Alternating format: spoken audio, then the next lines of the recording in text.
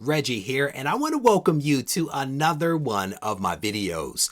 As I've gotten older, I've attempted to focus a lot more on what it is that people are saying in general. And when it comes to politicians, you better believe that I am paying very close attention to the things that they say, especially when it comes to firearms, because this is a new interest of mine and I am curious what people are saying both for and against. And I recently had a chance to go back and rewatch a speech from President Biden that I think occurred about a year ago. I listened to it before and I listened to it again, and I can tell you there are some things that jumped out at me with that second listening. And let me play that for you now. But no amendment to the Constitution is absolute. You can't yell fire in a crowded movie theater. We call it freedom of speech.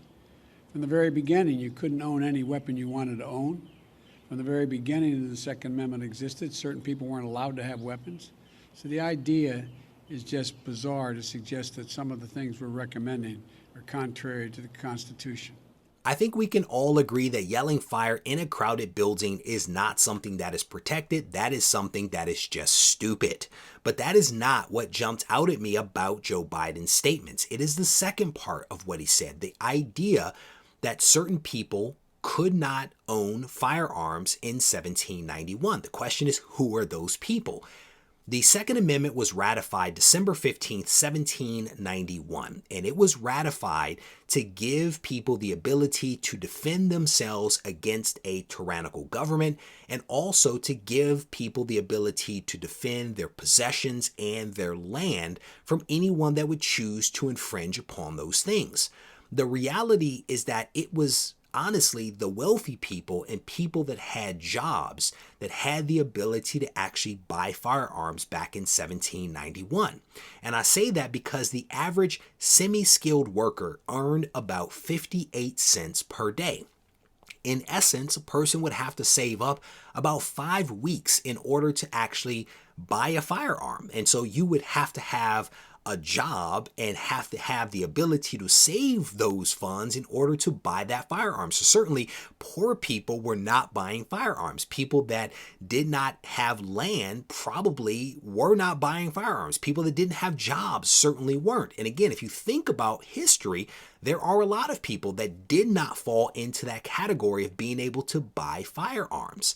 And so as I noodled the whole historical context of what Joe Biden said, it struck me as a little odd. I know that he did not write the speech. The speechwriters did, and potentially they should have given thought to the historical context in which that statement was actually made before they loaded it into the teleprompter for him to utter.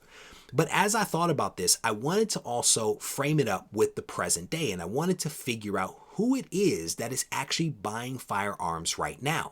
I was able to find a couple of really awesome articles that looked at what is happening in the present day with firearms. And what I will tell you is that there were a lot of firearms that were sold in 2020 and 2021. And there was one article specifically that did a really good job of breaking down the demographics of who it is that bought firearms for the full year 2021. And what we see is that about 33% of first-time buyers, first-time gun buyers in 2021 were women, which may or may not surprise a lot of people out there. And the question is why? Why are a lot of women buying firearms? When you dig into this article a little bit more, what you see is that record numbers of minorities are also buying firearms. The data would suggest that blacks are buying 44% more firearms, Hispanics 40% more, Asians 27%, and Native Americans 18% more firearms. And the question, of course, is why? You might also think potentially that these firearm sales are happening in red states and Republican states, but that is not true. They are actually buying them everywhere, whether they be red, blue, or purple. People are buying firearms in record numbers, at least in 2020 and 2021. Now, what's also interesting about this is that politicians would have you believe that people are buying these firearms and just willy-nilly going out there doing all kinds of stuff.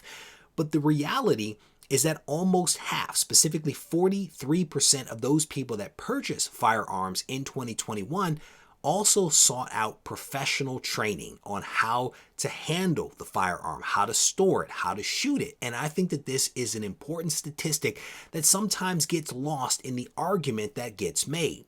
At the end of the day, I don't know why people are buying so many firearms. I don't know why these groups are buying so many firearms, but maybe it has to do with everything that is happening in the world with crime and all of just the conflict that we see, and people may just want to protect themselves.